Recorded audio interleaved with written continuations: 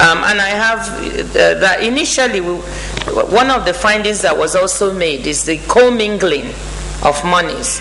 In other words, some of the monies used for administration of the police pensions office was also coming out of the pension fund, which is not a good practice. And this was found by KPMG. And so I'm not used to that kind of practice. It's not common to find that. So when asked, what I heard, KPMG said, told him was that the monies they have for administering the office is inadequate. So they have recourse to the pension monies and gratuities to top up. But that is not a proper practice. So we also would need to correct that so that what they need for running their office properly comes out of the budget and does not come out of monies in pension, out of pension funds, because this is not right. So these were some of the key findings that we had, and we're in the process of trying to clean up, the running of the police pensions and before handing over. So that freeze is still on. We still month by month I have to write approval. Initially, we didn't realize that some of the topping up of the police running of police pensions came out of that. So they were complaining a lot that they were not being paid, but actually they have a fund for their salaries. It was just the topping up that was the issue, which, as I said again, is not the proper thing to do. I think they were repeatedly asked to come and defend their budget, DG budget, to present, and they didn't. No, they didn't. Eventually, they could not. They have not up to now defended their budget. Yeah. So eventually, I think they came and submitted, but it's also been a problem from the history that I heard. So, in summary, Mr. Chairman, there are a number of anomalies with the way police pensions are run now. There are a number of anomalies with the movement of funds within these accounts. There are overpayments of funds to police pensions with monies that belong to the Treasury and should be returned to the Treasury. So and therefore there is a need to clean up this system before handing it back to those who would administer it. The last thing I want to end with, those monies that were found by the task force, and I asked for evidence of that, and they submitted to me from their work on the biometrics. We've garnered that. I think for this year we will be able to have an additional 74 billion, which will be included as revenue. But there is no doubt that there are anomalies in the way things are being run, and it is to find those anomalies that we invited an independent party to tell us what is really happening, and I've given a report of that. Thank you very much. Honorable Minister. Honorable Minister. Yes. You are welcome. When you got information that there is fraud in the police pension office, were you able, before you take that decision, because we saw your letter instructing the task force to immediately take over the police? Yeah. We have it as exhibit here. Did you discuss with the person who appointed him the head of service before that decision that you took? And that's question one. Mm-hmm. Question two. May I respond? Oh, okay. Okay. You have it. Yes, please. Question two, you freeze the accounts, all the police accounts.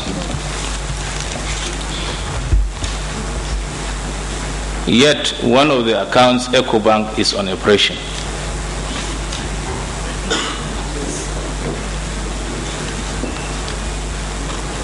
One of the accounts, EcoBank, from the testimonies we received, is in operation.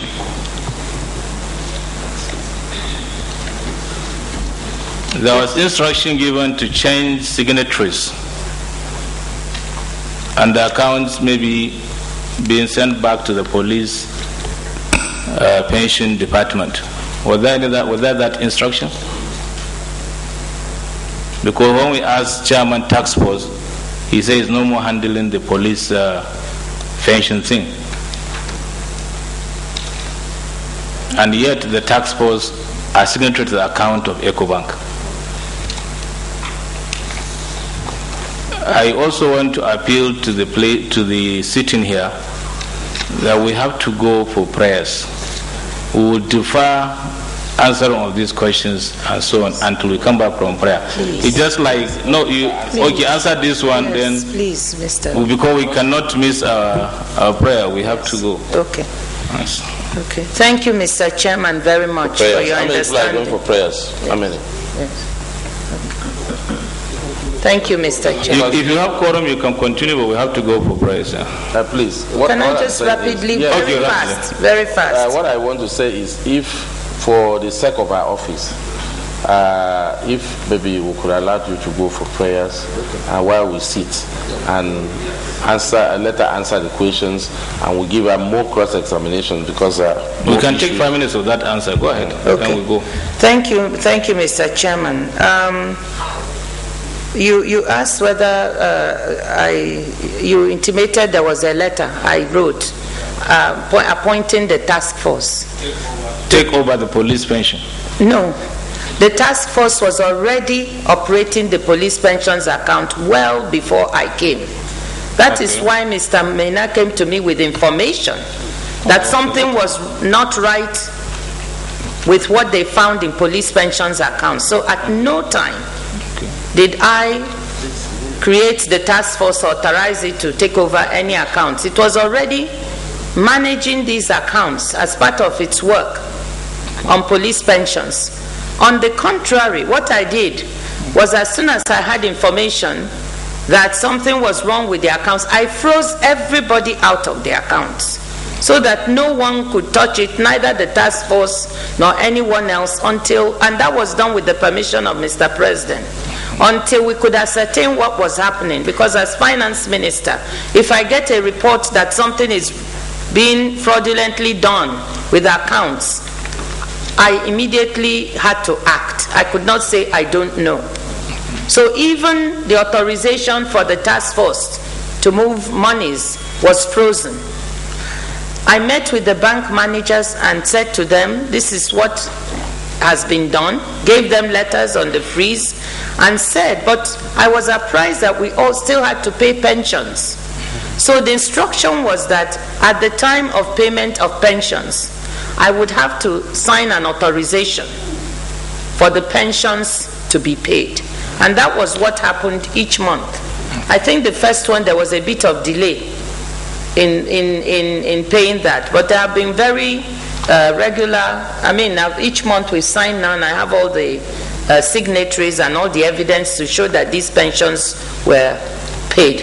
At the time we paid the pensions, the accounts, once I signed, it's unfrozen so that people's pensions can be paid. And thereafter, the freeze continues. So I think it's at that time maybe that the operation of EcoBank, unless there's some other operation of the account that I don't know about. But the operation was... You need to check, please. Well, the evidence I have is that the monies moved at the time that pensions needed to be paid. And I asked KPMG to look into it. But if there's any other movement I don't know about, then I would look. Change of signatories, at no time did I authorize anyone to send accounts back to the police or change signatories.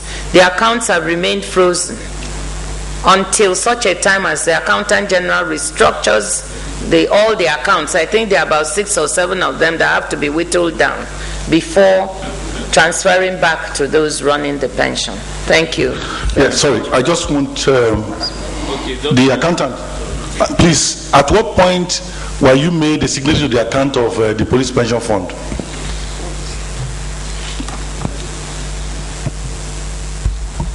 At what point? In June 2011. Which of the accounts? Please, Honorable Minister, can you see this letter? Send it to her. Put up your mic. Okay. Honorable Minister, I have a letter written by you, addressed to Managing Director, GTB. And can you read the letter for us?